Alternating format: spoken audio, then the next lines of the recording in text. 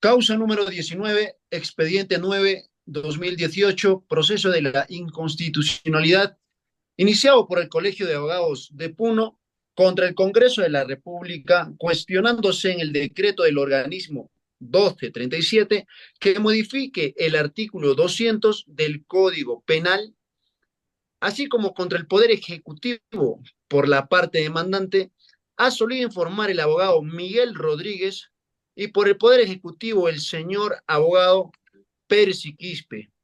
De la parte demandante puede hacer el uso de la palabra del abogado Miguel Rodríguez. Buenos días, señores magistrados.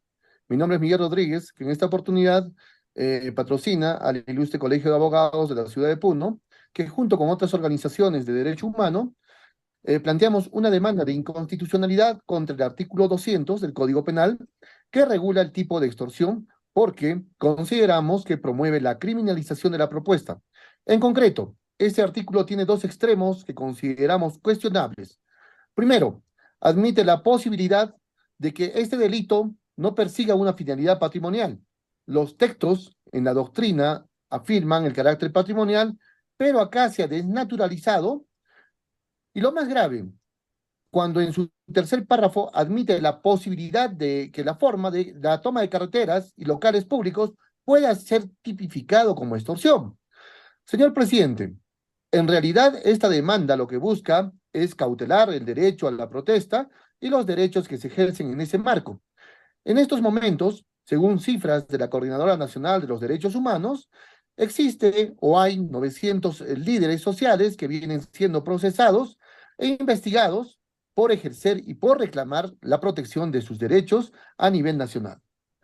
Fundamentalmente, en contexto de actividades extractivas y conexos de la actividad de las infraestructuras, nos preguntamos cuál es el fondo. Existen tipos penales, como el de extorsión, en los cuales no distinguen entre los que puedan ser de medidas de fuerza legítima y los que son actos de vandalismo, de violencia, de saqueos, que son evidentemente intolerables. Me explico que esto es un conjunto de procesos, ¿no? Y que afectan directamente a la libre protesta. Podemos indicar que un grupo de profesores decide tomar el colegio para pedir que se construyan los baños, ¿no? Es una medida de fuerza que resulta razonable, ¿no? Pero no los podemos procesar a estos profesores por extorsión. Si un conjunto de adultos mayores también deciden tomar la plaza de armas para pedir que se eleve las pensiones por los cuales perciben, debemos entender que hay un delito, ahí no hay un delito de extorsión.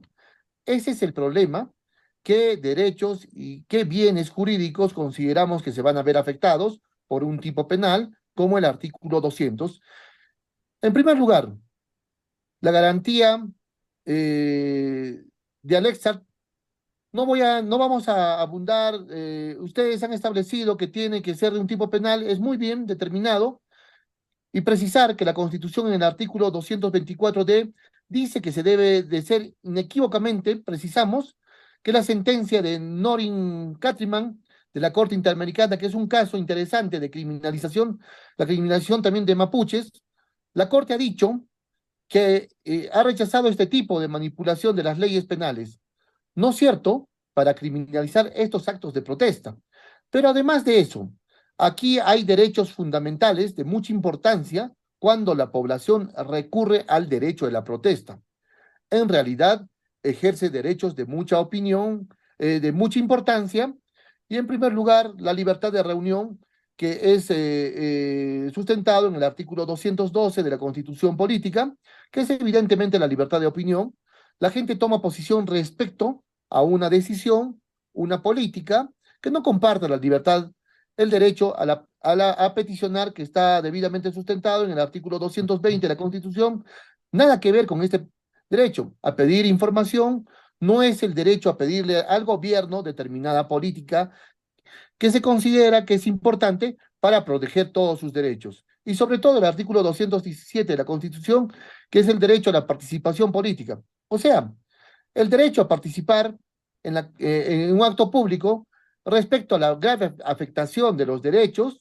Y creo que en este caso, la pregunta clave podemos indicar: cómo discriminar lo que son medidas de fuerza legítima de lo que pueden ser los actos de violencia debidamente intolerables, ¿no? Y yo creo que en esto hay que comenzar por leer la sentencia en el caso del Baguazo, ¿no? Esta sentencia ha sido emitida por la Sala Penal Liquidadora. En esta sentencia se dice por primera vez que si bien la toma de las carreteras, la interrupción puede suponer ilícitos legales y penales en la medida que se tenía como finalidad la defensa del territorio, esto en la medida se ha agotado que se habían agotado todos los mecanismos institucionales para reclamar su derecho, y esto estaría legítimamente dicho, ¿no? Que el Poder Judicial, y creemos que en el caso de la sentencia, ¿no? Y la doctrina podemos encontrar principios que ayudan a diferenciar, de primer lugar, lo dicho por la sentencia del Baguazo, cuando la gente decide tomar la carretera, era para defender su territorio, ¿no? Nada para para generar obras dentro de su zona. Y en segundo punto, en la doctrina, el argentino, indica, ¿no? Que tiene un principio, la distancia deliberativa, en la cual hay que tener en cuenta si estamos ante grupos sociales que tienen la dificultad para poder poner, ¿no? La deliberación pública de los problemas que se tienen que decidir, es decir, tienen dificultad para poner la agenda pública. En el debate público, su problema pensamos que las comunidades nativas que han sido afectadas por los derrames de petróleo, con un nivel donde más del 80% de la prensa escrita está siendo controlada por un poder económico, donde hay un cerco mediático, donde también podemos ver que si no hay recursos, no se logra acceder a determinados espacios, y donde es evidente que no hay otros medios. Entonces, al haberse agotado este medio, es que recurren a el derecho de la protesta, ¿no? También podemos ver que ha existido 200 derrames de petróleo en los últimos 20 años, cuando de alguna manera la población siente afectada su derecho, que es de mucha importancia, como la salud, el derecho a la vida, la subsistencia. En este caso, el Código Penal habla del estado de necesidad. Nosotros queremos indicar y hacer mención a lo que se ha dicho en la Corte Interamericana, en el informe del año 2015, que ha sido muy corto, referente al tema del derecho de la protesta. Literalmente, cuando se está frente a marcos institucionales que no favorecen la participación o frente a férreas barreras de acceso a formas más tradicionales de comunicación entre los grupos, ¿no? Que van a participar dentro de la protesta pública, parece ser el único medio que realmente permite que sectores tradicionalmente discriminados o marginados del debate público puedan lograr que su punto de vista resulte escuchado o valorado.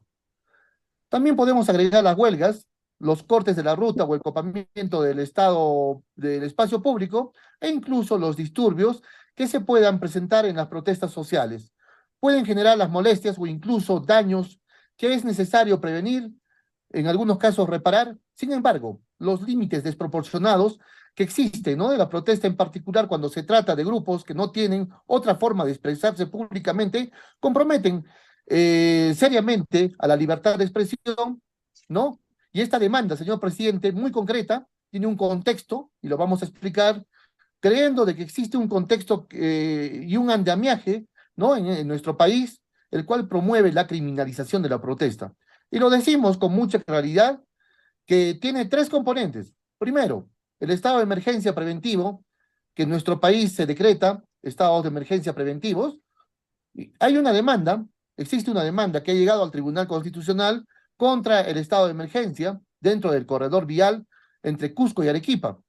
En segunda instancia, que el juez ha reconocido que son estados de emergencia preventivos, porque no se acredita la gran afectación al orden interno, que es exigido en el artículo 137 de la Constitución Política. Ciertamente, el Estado tiene discrecionalidad, pero su discrecionalidad tiene límites, ¿no? Tiene que aprobar el hecho habilitante. ¿Y cuál es el hecho habilitante en este caso? La gran afectación al orden interno, ¿no? En los que se ha prorrogado el estado de emergencia.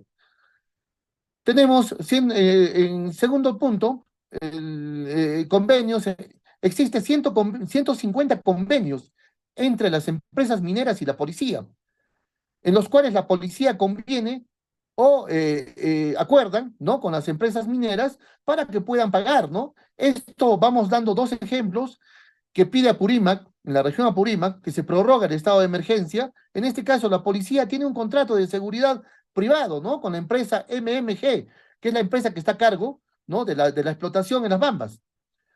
Hace, en el año, en este año, en el año 2020, por pasar un video contra la empresa Harvard, y la policía la detiene a un ambientalista, ¿no? Quien se ha pronunciado en contra de esta empresa, indicando que hay un video, ¿no? Que es surrealista, donde la policía dice que hablar mal de las mineras es afectar al orden público. Entonces, esta demanda tiene que ver con el delito de extorsión y que junto con el delito de disturbios y junto con el delito de entorpecimiento de los funcionarios de servicio público, en nuestra opinión, constituye un andamiaje que ahorita está permitiendo que líderes sociales sean cabo de un extremo en el 2000, y en este caso, en el año 2010, las Naciones Unidas han aprobado la declaratoria de los defensores de los derechos humanos. ¿Quiénes son los defensores de los derechos humanos? En este caso son personas de a pie y no necesariamente tienen que ser abogados que ante la falta del Estado, en lo cual también esto un entendido en la materia, Mauricio Rodríguez, que es de Colombia, tiene un libro en el cual indica que el primer derecho es el derecho a tener un Estado. No es cierto, ¿no? Para nadie. Tenemos un Estado que es muy débil, y el Estado que solamente llega hasta donde existen las calles asfaltadas o hasta donde se puede llegar, ¿no? Y una falta de protección entonces, eh, una falta de protección tenemos, ¿no? Aquí existe un tema en que el Estado se ha comprometido, cuando se ha suscrito esta declaración, a proteger el derecho a los defensores. En este caso, señor presidente, obviamente, nadie dice que no se sancione con dureza lo que es vandalismo. Sí que se sancione. Lo que es saqueo, que se sancione. Lo que es aprovechamiento, que se sancione. Pero el tema no solo de los jueces tienen que ver con los jueces, sino cuando se abren estos procesos, ven por decir, ¿no? Que una persona, Miguel, José, Juan, tomó esta carretera, pero no se preocupan por qué lo hizo, y tenemos cientos de ciudadanos con escasos recursos en la cárcel o procesados simplemente al asumir la defensa de su territorio. Ante esta violación de derechos, creemos que es una oportunidad para que el tribunal pueda poner criterios claros, ¿no? Y los petitorios que se emitan respecto a estas sentencias no sean realmente adecuadas, y esto va a abrir la posibilidad de que el delito de extorsión ya no pueda perseguir conductas, ¿no? Que no buscan un interés patrimonial, y que en su tercer párrafo se elimine, porque en concreto permite y confunde y no distingue, y pueda permitir que gente que defiende su territorio ante el espacio del vacío, ante un vacío que se da en nuestro estado, pueda terminar presa. Muchas gracias, señor presidente. Abogado de la parte demandada, procede a usted informar. Señores magistrados, buenos días. Mi nombre es Percy Quispe Bautista. En representación del Poder Ejecutivo, solicito que la presente demanda sea declarada improcedente y en todo caso infundada. Con base a los siguientes argumentos, señores magistrados, la parte demandante está planteando esta demanda contra el Decreto Legislativo 1237, que modifica el artículo 200 del Código Penal.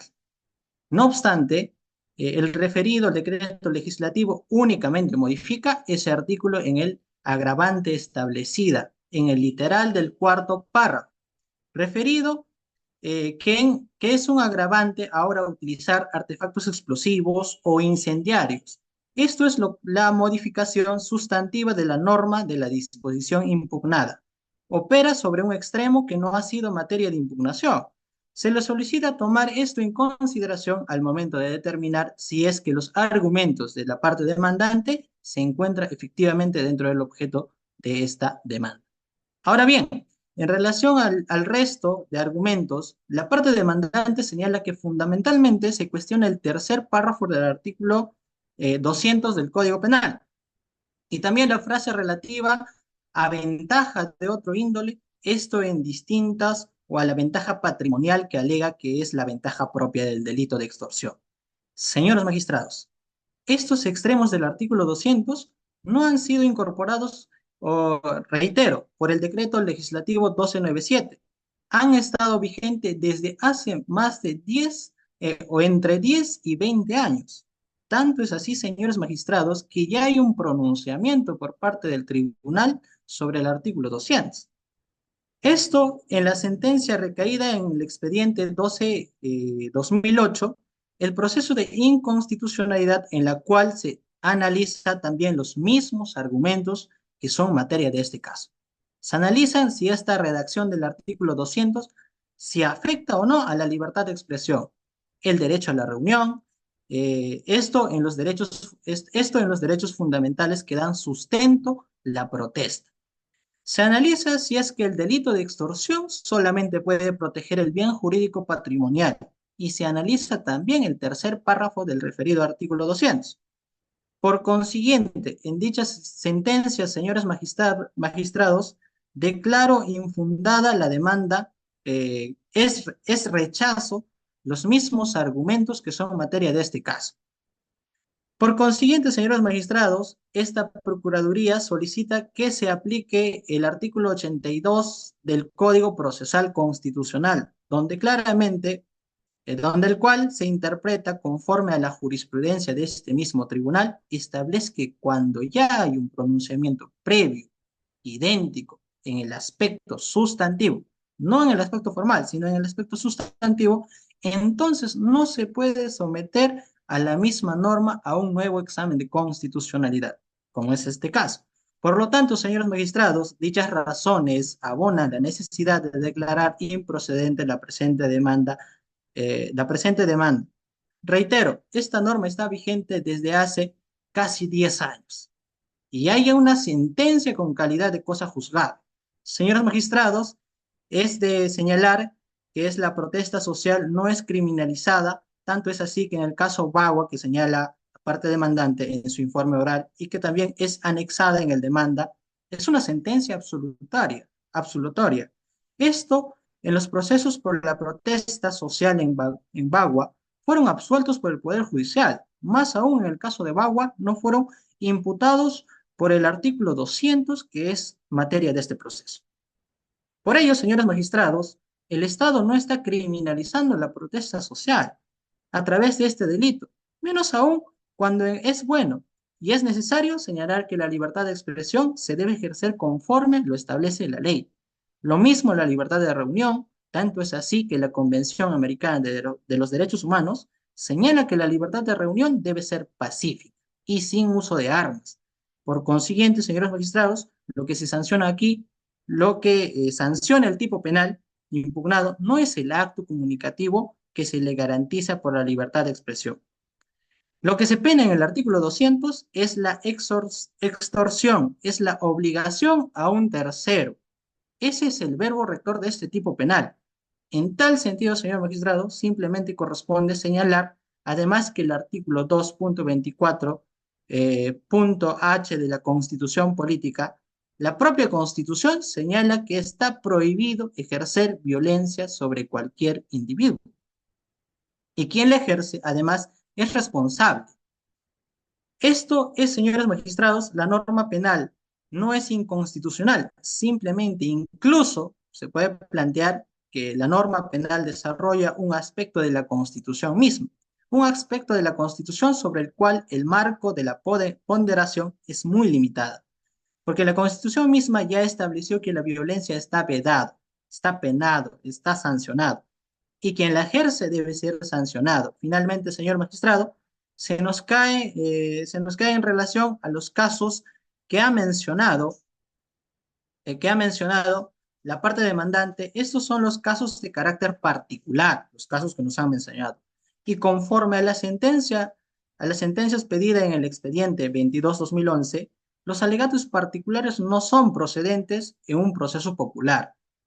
toda vez que es proceso de control abstracto, más aún cuando la parte demandante no ha aportado los elementos necesarios para acreditar ello. Reitero el caso de Bauer, que es parte de la demanda en una sentencia absolutoria de los 900 líderes indígenas supuestamente afectados por esta norma. Es una información estadística que no ha sido incorporada en la demanda y que además es una prueba de parte, es una prueba de parte.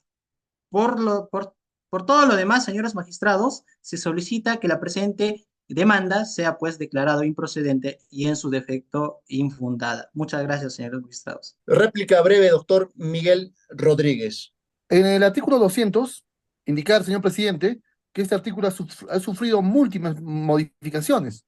La última ha sido en septiembre del 2015, ¿no? Y con serias consecuencias. Y está habilitada la demanda de inconstitucionalidad en el punto 2, en el cual le indica que la doctrina está de acuerdo en que no tiene sentido que el artículo 200 se criminalice el entorpecimiento de servicio público si ya se ha hecho en el artículo 283. O sea, hay una duplicidad en el fondo y hay voluntad de criminalizar. Ahora es evidente que en nuestro país hay una voluntad y hecho concreto que acredita que sí hay criminalización cuando las comunidades campesinas en la región de Puno se dan cuenta que el 60% de su territorio ha sido entregado en concesiones mineras y las normas no obligan a Ingemet a notificar a estas comunidades expresamente que estas sus zonas han sido concesionadas, perdón. Y las comunidades protestan frente a esta respuesta, lo cual ha sido básicamente penal punitiva, y a pesar de que el Poder Judicial le ha dado la razón a estas comunidades y le ha dicho al Ingemet, no vuelvas a entregar concesiones mineras de territorios de pueblos indígenas a espaldas de ello. Tiene que darse previa notificación y previo consentimiento. El Estado optó por una respuesta penal represiva. Es un tema político, como es el tema del baguazo, en el tema de los derrames de petróleo, hay cientos de casos y tenemos, ¿no?, denuncias penales respecto a esto. Tenemos una investigación fiscal que está por denunciar la contaminación en el caso de Espinar. No se puede negar eso, señor presidente. Creemos que en este caso, donde el Tribunal Constitucional pueda marcar una línea, y creo que sí esta carga la tiene, una frase, con esto terminamos, el Estado surgió para controlar al poder económico, político y militar, y para cuidar a los pequeños. Lo que hoy está pasando es todo lo contrario. ¿A quién cuida? ¿A quién cuida el Estado? Cuida al poder económico, y aquí, ¿no? Criminaliza a los más vulnerables. Creemos que acá hay que poner las cosas en su sitio, señor presidente. Muchas gracias. Réplica breve, por favor, Percy Quispe. Muy bien, señores magistrados, la Procuraduría Pública especializada en materia constitucional está ofreciendo argumentos a favor de declarar improcedente la demanda o confirmar su constitucionalidad y declarar infundada. En realidad, quien decide si esta demanda es procedente o no es este colegiado. Ahora bien, en relación a lo que ha señalado la parte demandante, su última intervención ha sido magistrados la doctrina, con fuentes jurídicas que no es vinculante. En ese sentido, no voy a abordar sobre ello. Lo que sí es vinculante son los procedimientos de este tribunal, como por ejemplo, el expediente, el recaigo, que recayó en el expediente 12 de 2008, o procesos de inconstitucionalidad, y también los procedimientos desprendidos por el Poder Judicial, que aquí en calidad cosa juzgada, en ese sentido corresponde mencionar el caso Adubiri. En el caso del señor Adubiri, en ese sentido, es de público conocimiento que participó en una protesta social, donde el señor Adubiri fue procesado por el artículo 200 de extorsión. Y el Poder Judicial lo exculpó que no era establecido una interpretación del artículo 200, coherente con los derechos fundamentales y con la libertad de expresión, con la libertad de reunión y con la libertad de protesta, que señala la parte demandante. Y exculpó al señor Adubiri. Estos pronunciamientos son vinculantes, señor magistrado. reiterar que por todo ello se debe declarar improcedente o infundada esta demanda. Gracias, señor presidente. Proceda a preguntar la magistrada Liz Mari. Bien, gracias. Dos preguntas una para la parte demandante y de toda su exposición me parece haber advertido que pretende construir una especie de planos de jerarquía donde tal vez el derecho a la protesta estaría en un plano de repente de mayor peso frente a otros derechos fundamentales. Eso quisiera que nos aclare, señor abogado. En realidad, señora magistrada, el derecho a la protesta creo que es un derecho emergente. Zaffaroni lo ha reconocido, pero creo que no está regulado en algún informe de la comisión. Derecho de prensa que en este sede nacional no está reconocido. Yo creo que el derecho a la protesta permite que se ejerzan otros derechos y hechos mención la opinión, la libertad de opinión, la reunión de derecho de petición y participación política. Pero hay más pluralismo político, libertad de conciencia, Estado social del derecho, el 59 que habla de un principio de favorecer sectores excluidos. No pueden haber, no se puede establecer que hay un derecho más importante definitivamente, no me deje expresar bien. Bien, la parte demandada me preocupa si es que de repente la penalización y bajo la tipicidad que se está cuestionando en el artículo 200 sea de repente un mecanismo que permita criminalizar las protestas sociales. Esa es la pregunta. ¿No cree que la penalización a la que señale el artículo 200 sería una restricción a la criminalización de las protestas sociales? La segunda pregunta, donde la he escuchado, usted dice, claro, en el caso de Baguazo, han salido absueltos en el caso de Adubiri y también salieron absueltos, claro, han salido absueltos después de un largo proceso judicial, pero lo que estamos acá cuestionando no es si tuvieron responsabilidad o no, es la participación de estos hechos, sino la tipicidad en sí, ¿no? Sí justifica como un mecanismo restrictivo a ejercer el derecho a la protesta. Esa es la pregunta que le planteo, señor abogado. Señorita magistrada, le agradezco por su pregunta. En relación a la primera, sí, a través de este artículo se está criminalizando el legítimo derecho de la libertad de expresión y la libertad de reunión, que son los derechos base de la protesta social. En mi opinión, ello no está ocurriendo, señorita magistrada, pues en estos derechos, como todo derecho, no son absolutos y se tiene que ejercer en respeto de los derechos de los demás. Esto con respecto de los hechos que de las personas que no están participando de la protesta o de las personas que no están de acuerdo con dicha protesta. Además, estos derechos deben ejercer también conforme a los demás valores del ordenamiento jurídico. Por lo consiguiente, señorita magistrada, lo que sanciona esta conducta, y reitero, el eje de este tipo penal, es obligar coerción, a través de la coerción o mediante violencia, o con amenaza de violencia. No se está criminalizando el derecho a la libertad. En ningún momento se ha planteado eso, la libertad de expresión, sino un conglomerado, un colectivo social, por ejemplo, un colectivo social desea ejercer una medida de fuerza legítima eh, como un huelga, un plantón pacífico. Este artículo es obviamente inaplicable para este caso.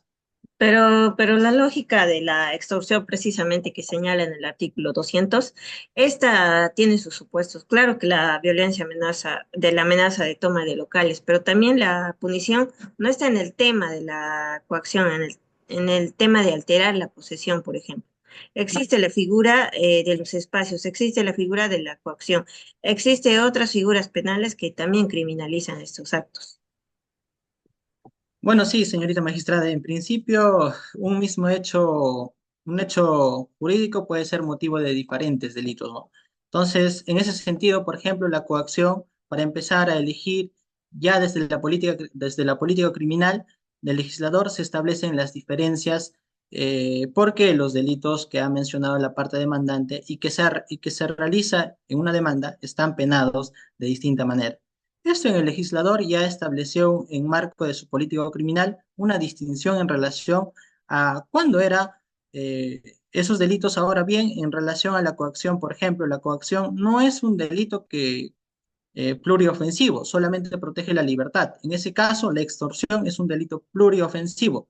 Protege la libertad, del patrimonio y otros bienes jurídicos de disturbio, del delito, de disturbios, por ejemplo, el delito de disturbios protege la paz, la seguridad social, no protege la libertad, pero tampoco protege el patrimonio. El delito de usurpación, por ejemplo, que ha señalado la parte demandante, es un delito que se evoca a proteger el bien jurídico, patrimonio basado en la ocupación. En tan distinto que ni siquiera requiere violencia o amenaza de violencia. Por todo, por todo ello, señora magistrada, reitero el fin de este tipo penal y está conforme a esta interpretación el Poder Judicial adecuadamente como corresponde a un juez penal.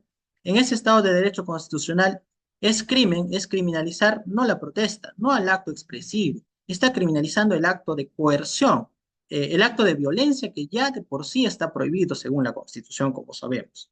Si bien se han cometido excesos por parte de algunos jueces penales que no han interpretado bien este artículo o que no han comprendido su función como juez constitucional en el Estado de Derecho, ello no es una cuestión achacable. En este artículo es una cuestión achacable o una indebida aplicación de la misma, ¿no? Del mismo ley.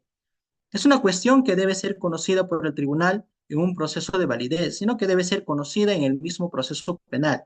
Más aún, el hecho de ser investigado, procesado, no es una vulneración de ningún derecho. Tanto es así en la Convención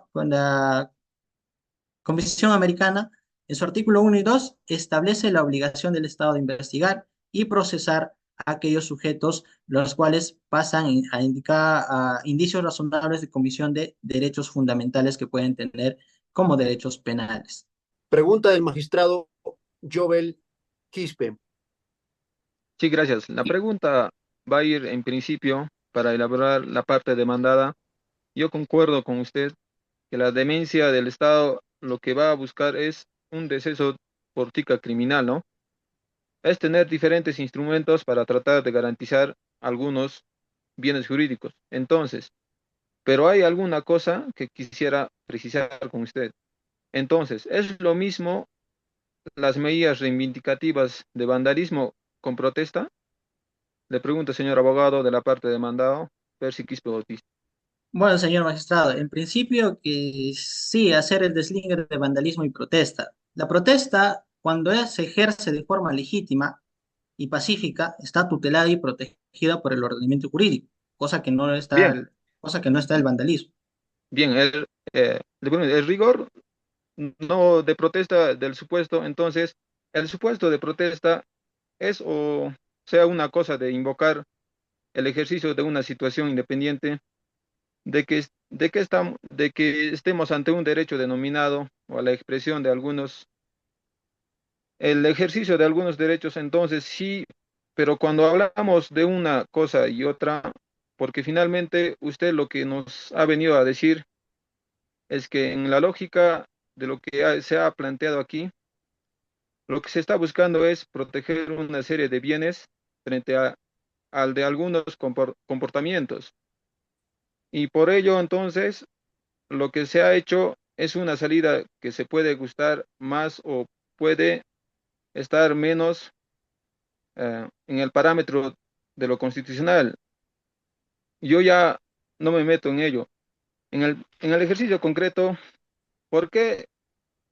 Eso concuerdo con usted. En el rigor no es un tema de por un proceso de inconstitucional, pero quiero tener claro de qué estamos hablando, porque si no tenemos claro cuáles son las situaciones que supuestamente se afectan en las situaciones que los derechos generan, las situaciones que se tratan de proteger o lo que se trata de garantizar, como bien es entonces, ¿cuál es el sentido de tener el artículo 200 con sus modificaciones múltiples frente al 283, por ejemplo?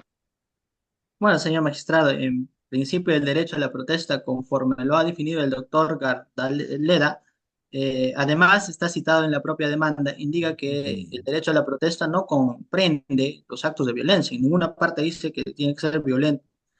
Así que cuando ingresamos a actos de violencia o amenaza de violencia, salimos del derecho a la protesta.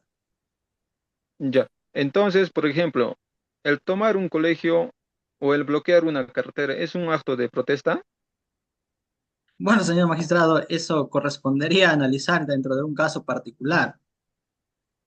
Ya, bien, fíjese, pero cuidado, porque esto se estaría hablando con una de las tipificaciones de un delito, porque por cierto, cuando usted dice que los tipos penales, ah, que los tipos penales abiertos han sido reconocidos por el tribunal, y el tribunal dice que hay una interpretación conforme a la Constitución que puede salvar su constitucionalidad.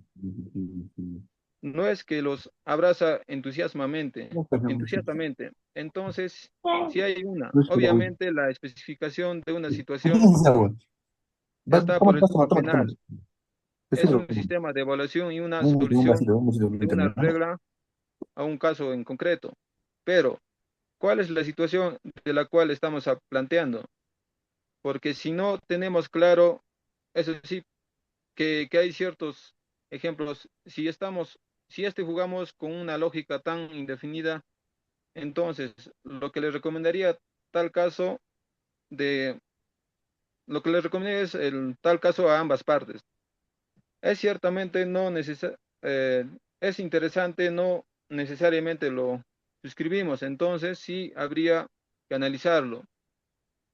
Es lo planteado, precisamente evaluando esto por la Corte Suprema, lo que es el caso de Viri, o sea, cualquier manifestación contraria.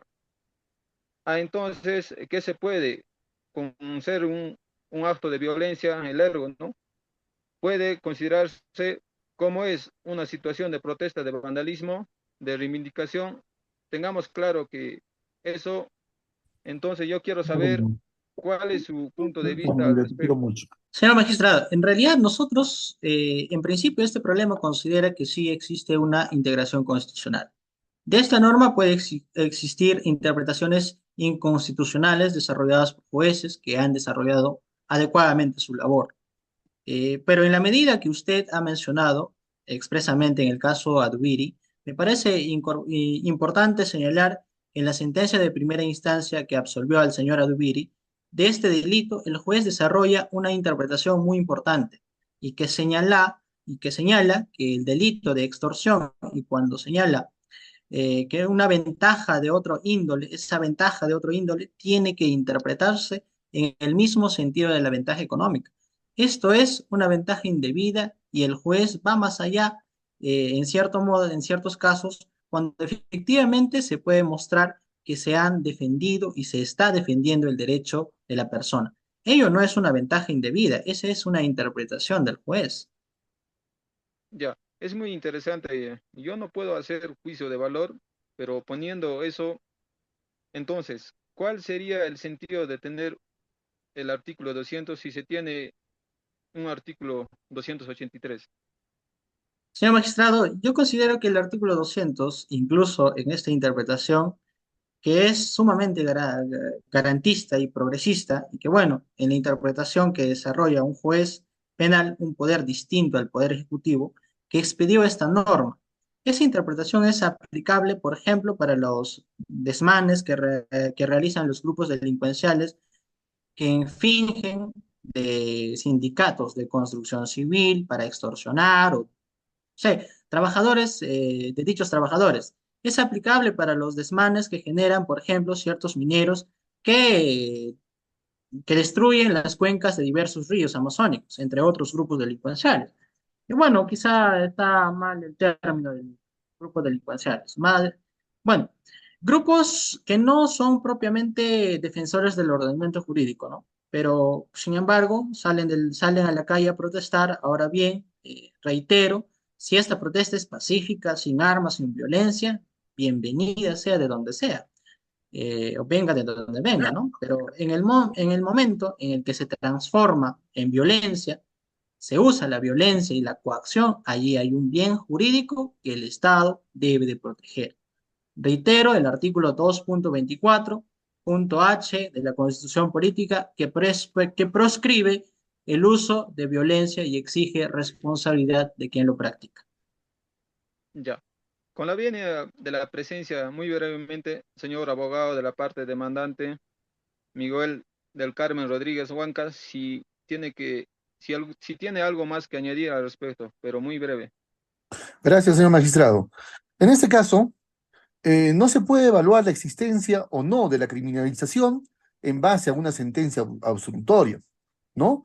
En el caso del Baguazo, ya han habido cerca de 60 imputados, más de 45 audiencias. Y nos preguntamos, ¿quién paga al abogado? El costo de transporte. O sea, no solamente vamos a ver la sentencia, ¿no? En Espinar tuvieron que venir a Ica mucha gente y gente muy pobre. Y ustedes saben, los abogados cobran, existe un transporte, hay que pagar el hotel. O sea, para ir a una audiencia, todo genera un gasto económico, ¿no? Y genera un efecto disuasivo en la población. Entonces, eso a mí me parece que hay un caso con el caso de también que existía, ¿no? En el caso de Andovas, que llegó el caso entonces, un caso donde la comunidad de Achuar, al ver la contaminación en la selva, tomaron un helipuerto. Llega el caso a la Corte Suprema y la sala presidida en ese caso, en ese tiempo, por el magistrado Biestein, dijo literalmente, luego de absolverlos el derecho penal, no es una herramienta para perseguir la desidia política, ¿no? En el caso de un tema, bueno, es un conjunto de problemas que plantean o demandan políticas públicas, la respuesta del Estado a veces es pasarlo a un sistema penal, ¿o no?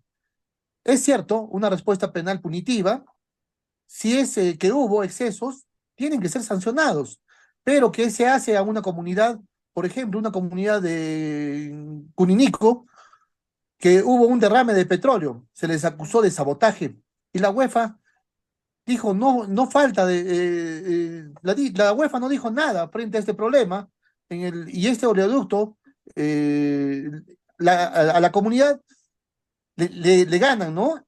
Y en segunda instancia, hay un orden de darle mantenimiento. ¿Y qué hace Petroperú? Formula un proceso contencioso administrativo y sabemos que, que estos procesos contenciosos tenemos que esperar 5 años para que se le dé mantenimiento y a pesar de cada derrame significa contaminación, hay que comer pescados contaminados, agua contaminada, no se puede pescar en esa zona, entonces no se ve la naturaleza política, señores magistrados. Muchas gracias. Ya, vista la causa que da el voto, no hay más causas sobre las cuales dar cuenta. Muchas gracias, profesora. Muchas gracias, compañeros. Esto fue la simulación de la audiencia. Somos el grupo número F del curso Derecho Procesal Constitucional. Ya nos vemos en otra segunda ocasión. Saludos y bendiciones. Paz y bien con todos. Gracias.